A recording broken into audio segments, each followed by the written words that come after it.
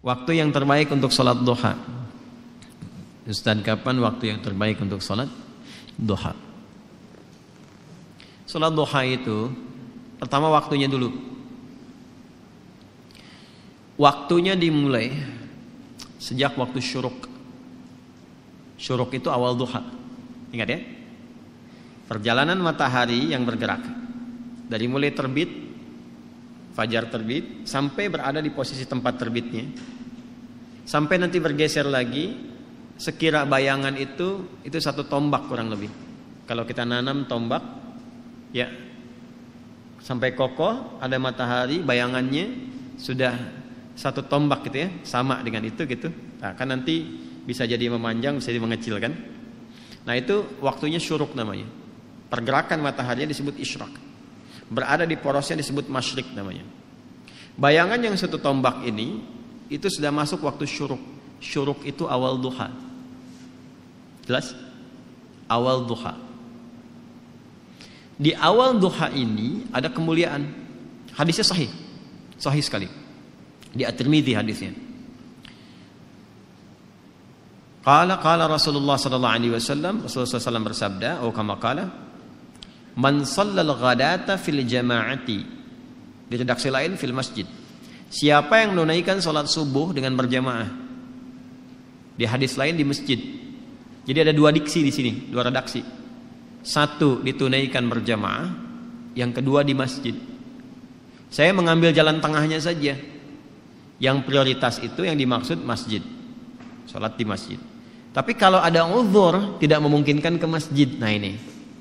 Biasanya sih uzur yang dimaknai di sini ada yang lekat dengan perempuan yang tidak memungkinkan ke masjid karena alasan-alasan yang ditoleransi oleh syariat.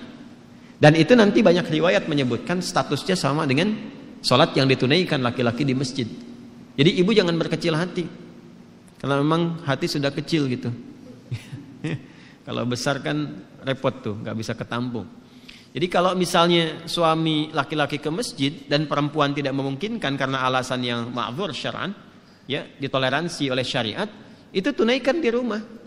Dan nilainya sama dengan laki-laki yang ke masjid. Nah, kalau ingin dapat awal duhanya syuruknya, maka tunaikan berjamaah di rumahnya. Ya. Misal dengan asisten rumah tangga atau ada anak yang enggak ke masjid, misalnya yang perempuan, sama-sama lakukan di rumah. Nanti ada 3 keadaan perempuan yang tidak memungkinkan untuk ke masjid boleh di rumah. Nah, baik. Sebelum 3 keadaan itu saya sebutkan, saya balik dulu supaya tidak terlampau melompat.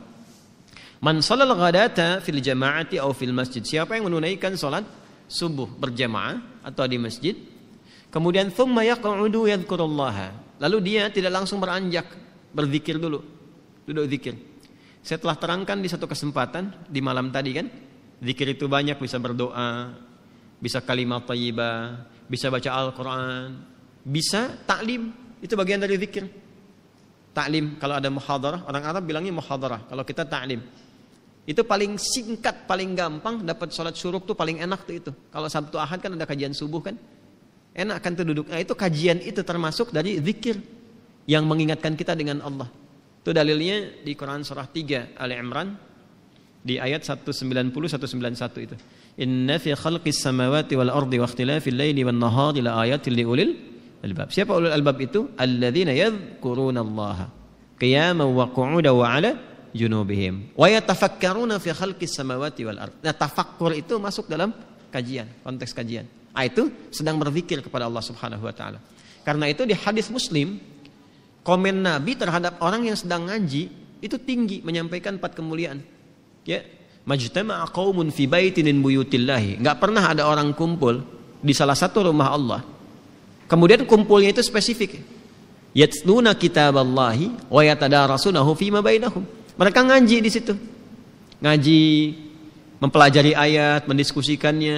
Illa kecuali orang-orang itu sedang disebutkan oleh Nabi mendapatkan 4 kemuliaan. Ghasyiyatuhum rahmah, dinaungi oleh rahmat Allah Subhanahu wa taala. Nazalat alaihimus sakinah, diberikan sakinah, ketentraman pada jiwa. Ya, kemudian wahaffathumul malaikah, dinaungi oleh malaikat, malaikat banyak berkumpul. Kemudian wa dzakarahumullahu fiman indah. Nah ini dia kalimatnya. Wa dzakarahumullahu fiman indah. Disanjung-sanjung oleh Allah orang-orang ini, ya kan? Sanjung-sanjung oleh Allah di sekitaran makhluk yang ada di dekat arsy. disebut-sebut namanya. Ya, itu hambaku fulan. Fitnah disebut-sebut tuh. Fitnah nih. Masya Allah, datang jauh-jauh dari Jakarta. Sebutin tuh sampai selesai. Ya, Masya Allah. Itu disanjung tuh. Makanya Nabi itu mensupport kita untuk menghidupkan halaqah zikir. Nah, zikir itu salah satunya ada yang memahami dengan ilmu. Majelis ilmu, majelis ilmi. Nah, dalilnya dari mana? Yang Al-Mujadalah itu ayat 11. Ya. Ya ayyuhalladzina amanu idza qila lakum tafassahu fil majalisi fafsahu yafsahillahu lakum wa idza qila anshuzu fanshuzu yarfa'illahu alladzina amanu minkum walladzina utul ilma darajat. Paham ya? Nah, itu gambarannya. Nah, kemudian dia nggak langsung beranjak. Jadi setelah sholat 2 rakaat subuh, ya kan? Nggak langsung pulang, duduk dulu. Ada yang ngaji, ada yang ikut taklim, ada yang tilawah, ada yang ulang hafalan. Nah, sampai tiba bidayatul duha, awal duha. Awal duha itu disebut dengan syuruk itu. Ya, hatta bidayatul duha, sampai tiba awal duha. Ya, fa yusalli raka'ataini. Kemudian dia salat 2 rakaat di awal duha itu. Fakana alaihi ka ajri hajjin wa umratin. Maka dia mendapatkan pahala yang senilai dengan haji dan umrah. Sempurna. Jangan dipahami sudah haji dan umrah, bukan. Dipahaminya pahala yang senilai itu. Ya, tapi belum tentu dapat kemuliaan salat misalnya di Masjidil Haram, Masjid Nabawi, itu kan kemuliaan yang lainnya. Tapi pahalanya baik. Apa di antara pahalanya senilai haji dan umrah itu? Ya, berpeluang mendapati surga dan rahmat Allah Subhanahu wa taala. Berpeluang merubah perilaku jadi lebih baik. Kan birrun itu adalah perubahan dari sifat kurang baik menjadi baik. Ketika melekat pada pelakunya disebut mabrur. Makanya di situ disebutkan haji mabrur, haji yang merubah perilaku seseorang menjadi baik. Nah, di antara jalan kalau belum bisa mampu haji atau umrah, konsisten salat syuruk itu awal duha. Kalau orang terbiasa salat syuruk, manfaat utamanya ya itu bisa merubah perilakunya menjadi lebih baik. Itu yang dimaksudkan. Jelas? Makanya didapatkan pahala senilai haji dan umrah. Dan itu mahal sekali. Ini awal duha. Pertengahan duha itu berlangsung, kalau sekarang tariklah waktunya 1 jam dari sholat subuh. Ya 1 jam lah, kurang lebih 1 jam paling cepatnya. Jadi kalau subuh 4:30, awal duhanya itu awal syuruk jam berapa? 5:30 ya. Atau kalau mau garis aman kadang ada yang nambah 15 menit lagi, ada yang nambah 1,5 jam gitu ya. Enggak ada masalah. Sampai matahari mulai naik sekitar jam 7:30, jam 8 lah. 7:30 sampai jam 8. Nah, itu sudah pertengahan duha. Kalau dikonversi ke jam sekarang zuhurnya jam 12 kurang, ya sampai jam 10:30 lah pertengahan duha itu. Kalau lihat situasi sekarang ya, kadang-kadang panas kan, kadang-kadang agak mendung gitu. Sampai 10:30 itu pertengahan duha. Kalau awal duha, bilangannya 2 rakaat. Pertengahan duha bisa sampai 4. Bisa sampai 4. Umumnya. Manfaatnya banyak lagi. Itu yang dimaksudkan pengganti zikir dari seluruh tubuh itu. Ya, tubuh kita kan sebetulnya harusnya berzikir, semua tubuh kita tuh. Dari pikiran, dari mata, telinga sampai ujung kaki. Zikirnya anggota tubuh itu dengan mengingat Allah, dengan cara menggunakan semua fungsi tubuh pada yang dikehendaki oleh Allah. Mata ini yang Allah inginkan apa? Melihat yang baik. Jadi zikirnya mata itu menatap yang baik-baik menurut Allah. Ketika menatap yang buruk, dia sedang keluar dari jalur zikir. Demikian cara memahaminya. Nah, itu pengganti itu yang mengkafar kewajiban itu. Wajib ini dalam konteks bukan wajib dalam seperti hukum fikih ya, bukan. Artinya sesuatu yang seharusnya melekat secara fitrah. Ya. Nah, itu tertutupi oleh rakaat salat duha di pertengahan. Yang 2 rakaat itu. Kalau kita mau teruskan sampai 4 boleh. Ya, itu yang salah satunya bisa menjaga kita dari musibah umum yang mungkin terjadi. Ya, misal banjir di komplek misalnya, kita bukan komplek PTM ya. Komplek tertentu misalnya. Kalau di sini insya Allah nggak banjir. Ya, cuman kadang naik dikit. Insya Allah selesai. Banjir nih, misalnya. Itu kan umum terjadi tuh. Kok bisa gitu ya? Yang seharusnya volume airnya tuh kelihatan tinggi, tapi ada satu rumah yang nggak kena air tuh balik lagi gitu. Nah, itu maksudnya. Macet nih sekarang kan? Udah macet sana sini macet luar biasa. Padahal si Komo nggak lewat kan? Itu menariknya. Yang konsisten ibadah ini itu tiba tuh bisa saja dipalingkan dari jalur macet itu. Ada yang ngasih tahu kah? Tiba-tiba ada polisi datang misalnya, Pak nggak usah kesini Pak, ini padat, Bapak lewat sini aja tuh. Kok bisa cuman Anda gitu kan yang diarahkan ke situ? Ya, Terus bisa jadi ada misalnya iring-iringan lewat, ya kelihatan, udah masuk aja sini, masuk tuh, ikut kan, bukan pindah mobil, maksudnya mobil yang ikut di belakang tuh, ya. Kadang-kadang kan juga mengikuti mobil jenazah, ini ada orang soleh meninggal tuh masih beramal juga kan, ambulan diikutin di belakang.